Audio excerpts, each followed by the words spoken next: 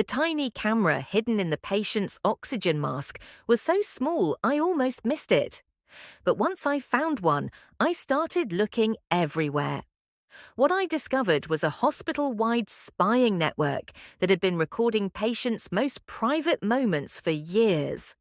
The footage was being sold online, and the person running it was the last person anyone would suspect. My name is Jasmine Roberts, and I've been a respiratory therapist and registered nurse at Riverside Medical Center for 9 years. I specialize in critical care, working with patients who need advanced breathing support and monitoring. I thought my job was about saving lives and protecting the vulnerable. I never imagined I'd discover that someone was systematically violating the privacy and dignity of every patient who trusted us with their care. This is the story of how a routine equipment check exposed a surveillance conspiracy that shocked law enforcement, destroyed careers, and revealed how predators can hide behind medical credentials to exploit the people they're supposed to protect. Tuesday morning started like any other day in the ICU at Riverside Medical Center. I arrived at 7 a.m. for the day shift, ready to take over care for 8 critically ill patients who required various forms of respiratory support. My first patient was Eleanor Patterson, a 68-year-old woman recovering from complications after heart surgery. She'd been on a ventilator for 3 days and was finally stable enough to transition to supplemental oxygen through a specialized mask that would help her breathe independently. Mrs. Patterson was what we called a frequent flyer. She'd been in and out of our ICU several times over the past year due to ongoing cardiac issues. She was a sweet woman who always thanked the staff and worried more about being a burden than about her own recovery. "Good morning, Mrs. Patterson," I said, checking her overnight charts. "How are you feeling today?" "Better, dear. Thank you for asking. That new oxygen mask is much more comfortable than the old one." I glanced at her chart and frowned. According to the notes, she should still be on the standard oxygen delivery system, not the new mask she mentioned. When I looked more closely at her equipment, I noticed she was indeed wearing a mask I didn't recognize. The mask appeared to be a newer model, sleeker and more compact than our usual equipment. It was doing its job. Mrs. Patterson's oxygen levels were excellent, but something about it seemed off. As a respiratory specialist, I was familiar with every piece of breathing equipment in our hospital, and this mask wasn't part of our standard inventory. "Mrs. Patterson, when did someone change your oxygen mask?" "Oh, that nice young man from the equipment department came by around midnight. He said this was a new model that would be more comfortable and work better with my breathing pattern. We didn't have anyone from equipment maintenance working overnight shifts, and equipment changes were always documented in patient charts. This mask change had no documentation, no physician's order, and no record of who had made the switch." I examined the mask more carefully, looking for manufacturer information or model numbers. What I found instead made my blood run cold. Embedded in the clear plastic housing, almost invisible unless you knew exactly where to look, was a tiny electronic component with a small lens. It was a camera, smaller than a pencil eraser, positioned to record everything happening in the patient's bed. My hands were shaking as I continued examining Mrs. Patterson's oxygen mask. The camera was so professionally integrated into the equipment that it looked like a legitimate medical component. If I hadn't been looking for manufacturer markings, I would never have noticed it. "Mrs. Patterson, I need to switch you back to your original oxygen mask. This new one hasn't been properly approved for use." "Of course, dear. Whatever you think is best." I carefully removed the mask with the hidden camera and replaced it with standard equipment from our supply closet. Mrs. Patterson never suspected that she'd been unknowingly recorded for hours. I took the camera-equipped mask to our equipment storage room and examined it under better lighting. The camera was active, A tiny LED light indicated it was powered and recording, but where was it sending the footage? Using a magnifying glass from our supply cabinet, I found what appeared to be a wireless transmitter built into the mask's breathing valve. This wasn't just a camera, it was a complete surveillance system designed to look like medical equipment. My first instinct was to report this immediately to hospital administration, but something made me hesitate. If someone was sophisticated enough to create custom medical equipment with hidden cameras, they had significant resources and technical knowledge. They also had access to our ICU and the ability to make equipment changes without being noticed by night staff. This wasn't a random pervert with a hidden camera. This was an organized operation run by someone with inside knowledge of our hospital's procedures and security protocols. I decided to investigate further before reporting what I'd found. Over the next hour, I carefully examined every piece of equipment in the ICU, looking for similar modifications. What I found was even more disturbing than I'd feared. 3 other patients had modified equipment with hidden cameras. Mr. Davis in room 8 had a cardiac monitor with a tiny camera embedded in the display screen. Mrs. Chen in room 12 had an IV pump with a camera hidden in the medication chamber. Young Tommy Rodriguez in room 15 had a blood pressure cuff with a camera woven into the fabric. Each camera was positioned to record the patient's bed area, capturing not just medical procedures, but also personal moments when patients changed clothes, used bedpans, or had private conversations with family members. The technical sophistication of these devices was staggering. They weren't crude spy cameras bought online. They were professionally manufactured equipment that had been modified by someone with advanced technical skills and detailed knowledge of medical devices. I photographed each device with my cell phone, documenting their locations and the patients affected. But as I continued my search, I realized the scope was much larger than just the ICU. During my lunch break, I discreetly visited other units in the hospital: the emergency department, surgical recovery, the cardiac unit, even the pediatric ward. Every department had patients with modified equipment containing hidden cameras. Hundreds of patients were being secretly recorded, and the operation had been running long enough that thousands of people had likely been victimized without ever knowing it. That evening, I stayed late after my shift to investigate the technical aspects of the surveillance network. Using skills I'd learned in college information technology classes, I tried to trace where the camera feeds were being transmitted. The cameras appeared to be connected to a local wireless network with a name that didn't match any of the hospital's official systems. Using a network scanning app on my phone, I located the signal source in the hospital's administrative wing.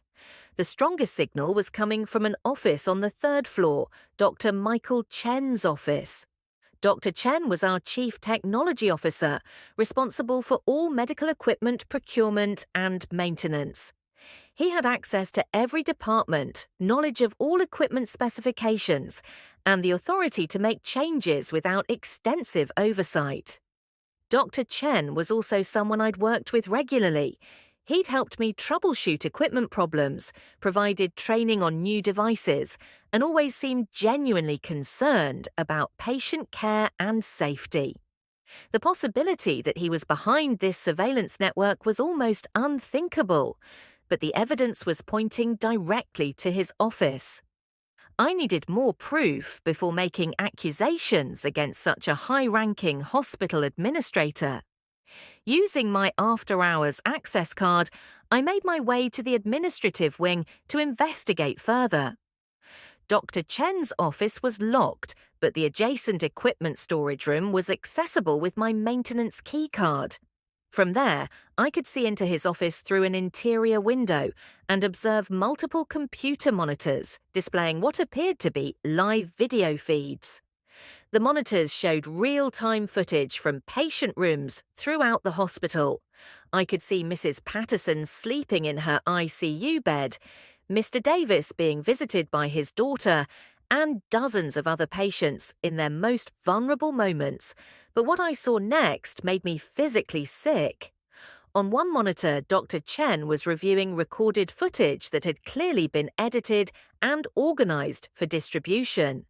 Patient files were sorted by age, gender, and medical condition. Some folders were labeled with terms that suggested the footage was being categorized for specific types of buyers. This wasn't just surveillance, it was the systematic exploitation and commodification of patient vulnerability. I used my phone to record what I was seeing through the window, knowing that Dr. Chen's sophisticated operation would likely include ways to delete evidence if he suspected discovery. As I was recording, I heard footsteps in the corridor. Dr. Chen was returning to his office. I quickly moved away from the window and hid behind a large equipment cabinet as Dr. Chen entered his office. Through the interior window, I could see him settling at his computers and checking the video feeds from around the hospital. He pulled up footage from earlier in the day, including video of me examining the modified oxygen mask in Mrs. Patterson's room. My blood ran cold as I realized he'd been watching me discover his surveillance network. Dr. Chen picked up his phone and made a call. "We have a problem," he said. "That respiratory nurse found one of the devices. We need to implement containment protocols immediately." Containment protocols. The clinical language suggested this wasn't the first time someone had discovered the surveillance network, and Dr. Chen had plans for dealing with such situations. "No, don't remove all the equipment yet," he continued, "just the units she examined. And make sure Nurse Roberts doesn't leave the hospital tonight. We need to assess how much she knows before deciding how to proceed." The threat in his words was unmistakable. Dr. Chen wasn't just running a surveillance operation, he was willing to harm hospital staff to protect it. I needed to get this information to law enforcement immediately, but first I had to escape the administrative wing without Dr. Chen knowing I'd overheard his plans. Using my phone, I recorded Dr. Chen's conversation and took additional photos of the computer monitors showing patient surveillance feeds. The evidence was overwhelming, but I knew that sophisticated criminals often have ways to destroy digital evidence quickly. I needed to create multiple copies of what I'd discovered and get them to people Dr. Chen couldn't influence or intimidate. Moving carefully through the equipment room, I found Dr. Chen's filing cabinet containing what appeared to be business records for his surveillance operation. The files revealed the true scope of his crimes. He'd been selling patient footage to multiple online platforms that specialized in medical voyeurism. The records showed payments totaling hundreds of thousands of dollars over 3 years of operation. Some files contained customer lists with specific requests for footage of particular types of patients. Elderly women, surgical patients, unconscious ICU patients, even children in the pediatric ward. The requests were detailed and disturbing, showing that Dr. Chen was essentially running a custom surveillance service for predators.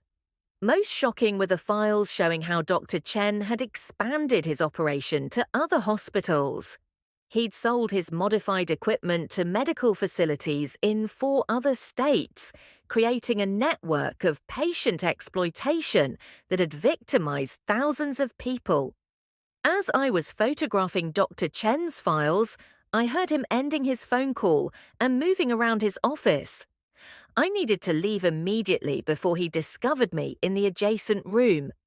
But as I moved toward the door, I realized he was walking directly toward the equipment room.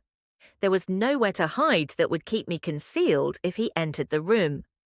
I quickly sent the photos and videos I'd collected to 3 different email addresses: my personal account, a secure email service, and the FBI's tip line. If something happened to me, the evidence would still exist. Dr. Chen opened the equipment room door just as I was putting my phone away.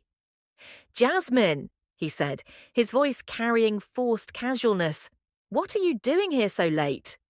"Equipment inventory," I replied, hoping my voice sounded normal. "We've been having issues with some of the respiratory equipment, and I wanted to check our backup supplies." "I see. Did you find what you were looking for?" The way he asked the question suggested he knew exactly what I'd been looking for and what I'd found.